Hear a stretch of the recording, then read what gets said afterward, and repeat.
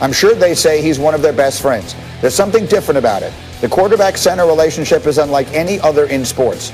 The relationship and communication you want to have with the one guy in front of you, you genuinely need him more than anything else. That's what makes the center position so special. And we have Jeff Saturday, as every Tuesday, and no one would understand that better than you would. Jeff, when you hear Ben saying that, what thoughts go through your mind?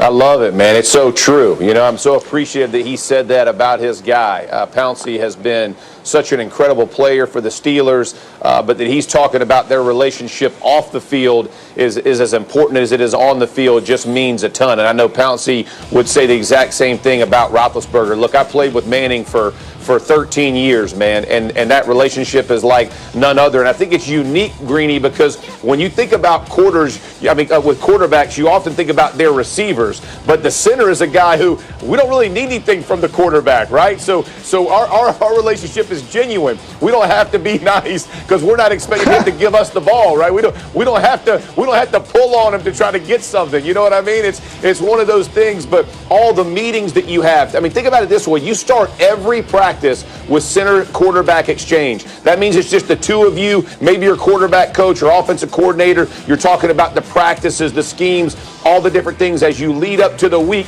You talk about all the blitz packages, the runs packages, the audibles, the changes. And then when you're sitting on the sideline, man, you talk about the success you've had. And I think that goes a ton into it as well, man. Just such a nice thing for him to say about Pouncey. And I appreciate him saying that because it's true. That center quarterback, man, that relationship's like none other in sport. And so it's nice to hear that. It genuinely is nice to hear about those relationships. And then it does lead one to wonder, and Jeff Darlington, I'll come to you. As we sit and try and figure out what Ben Roethlisberger's future in Pittsburgh looks like, there were some who wondered if he and Pouncey would go out together. Well, Pouncey is going out. What does all this mean for Ben? I do wonder, by the way, Jeff Saturday, if you're a center and the quarterback doesn't like you, does he go into shotgun or does he stay under center? Because that, too, feels like it's an intimate relationship. But that's for... He made a good joke and he just exited, just like that. Good night, everybody. That's Jeff Darlington dropping the mic. Go ahead, Marcus. Hey, let me say this. I don't know that the Jeff Saturday we looking at right now is not the Jeff Saturday I just saw in the Super Bowl. Yeah. I don't know if he was ever a center, G. Because that dude, the dude I'm looking at now can go buy suits off the rack from the mall. That's how small and good he looks. He got cheekbones. His suit is fitting tight, but it's not sloppy. Jeff Saturday, you did right after the league. That's what I'm talking about. But yeah, man, you know. Hold on one second. Can I just request that we go back? Hold on, Marcus. To go back to the other shot, if Jeff Darlington is still frozen, I think it's amusing, and let's just see how long it lasts. I mean, we've been doing this for a year. It's still there. I mean, literally, we're coming up on a year that we've been doing this. Let's just leave him up. Let's go back to the 4-box and just leave it. Can we time this? I just want to see how long this goes. Jeff Darlington is frozen in that spot. If he makes it all the way to 10 a.m. Eastern, it'll be great. Oh, he moved. Well, you ruined it. Go ahead. No, he froze again. He just moved for a second. This is life in 2021 on television. Darlington, if you can hear me and you are mobile, go ahead and answer the question. What do we know about Ben Roethlisberger retiring? I mean, I'm going to just talk here and assume that you can hear me. But look, Ben Roethlisberger, speaking with someone who knows the guy, says that there isn't a working assumption right now that he is coming back and he is playing. And I think I should just point out that never again should I make a comment about exchange. Yes. I don't even know what to say at this point. Let's go. Marcus. Hey, G. Yes. G, how the hell we gonna get Deshaun Watson to Miami with spotty internet and Wi-Fi? The man's got to have Wi-Fi. He got to have social. I mean, Jeff Darlington, seriously, I just sent out a damn tweet talking about I'm on here with my Jeff brothers and G on the ones and twos, and then you go to freezing, man. We got ice storms happening. We got all kind of stuff around this country happening, and people got their damn internet, and you in Miami with all that pretty weather, and you can't get your internet connection squared away. Get out. You look like Roy Moore right now. That's what you look like.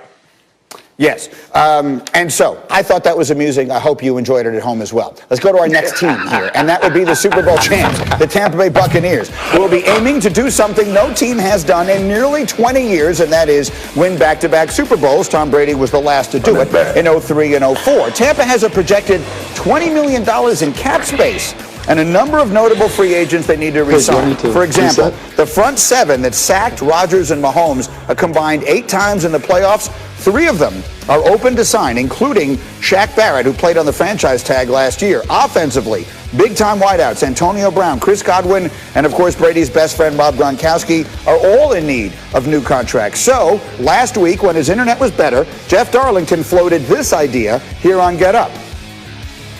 These guys have been close for a number of years and have expressed to each other the desire and eventual wish to play together. But look, the question is, when it really comes down to it, is Chris Godwin going to take perhaps less money if they're not willing to give him upwards of $20 million? If those things go down, I could certainly see them pursuing a guy like Odell Beckham Jr., who I guarantee you Tom Brady would love to be throwing passes to. So Jeff said that last week. Then Jake Trotter, who covers the Browns for us at NFL Nation, posted this over the weekend talking about players that might need a change of scenery. And he mentioned OBJ, saying he's shown he still has tremendous talent, but with the Browns thriving without him offensively down the stretch, it might make sense for both him and the team to find a trade at some point down the line. So, Marcus, let me come to you on this here. My LSU guy, as Odell is, I know you know him well and all of that. And it is not a criticism to say that it might just not be a good fit with him and the Cleveland Browns, and it might be a great fit with him and Tom Brady in Tampa. How do you like it? I like it a lot, G. And let me tell you, it's 2 reasons I like it. One, I think he needs to get out of Cleveland. I think Cleveland has proven that they want to thrive in a more wholesome offensive setting where everybody's involved. We saw them have a lot of success, and people talked about Baker is better without OBJ, his numbers and all of that. But I think this offense opened up more with Stefanski and Baker and allowing other guys to get involved. So that's the Cleveland part. The Tampa part is this. OBJ with Tom Brady, you kidding me, and Mike Evans? And I think OBJ needs this at this point of his career. He needs to be paired with a Tom Brady or a Deshaun Watson or someone like that. Think about Tom Brady. Now, let's put this in perspective. Tom Brady, New England went out and got Randy Moss. They went and got Ocho Cinco. They've been doing this. Tom Brady is used to bringing in high-level, high-skilled, talent wide receivers and having success with them. Ocho Cinco didn't work out that well, but we saw what he did with Randy. My point being, if you put OBJ in this environment, in this setting, with a veteran quarterback that he's going to learn from. We saw Leonard Fournette game step up. We saw Gronk come back off retirement and have a lot of success. We saw Godwin have a really good season. Mike Evans had everybody's involved, and I think 12 does that for people. OBJ would be well suited in Tampa, and maybe Godwin for OBJ. The Godwin is a free agent. So one of the pieces in this is 24-year-old Chris Godwin might get a fortune of money someplace. And if he goes, OBJ slides in. It might be a really nice fit. Jeff Saturday, what do you think? Yeah, listen, Tom Brady is the wide receiver whisperer, right? I mean, and Swagoo just made reference to how many guys they have brought in and what he's done for wide receiver careers. And here's what he does best. Think about Antonio Brown coming in and the way that he brought him into the fold midway through the season this year and how it didn't upset the apple cart, right? That thing kept smooth sailing. If Godwin decides to leave and move on, OBJ, the demands that Brady puts on his teammates because of the success and credibility that he has in the locker room, everybody just finds fit, right? They understand their role and they become the role players that teams can use best.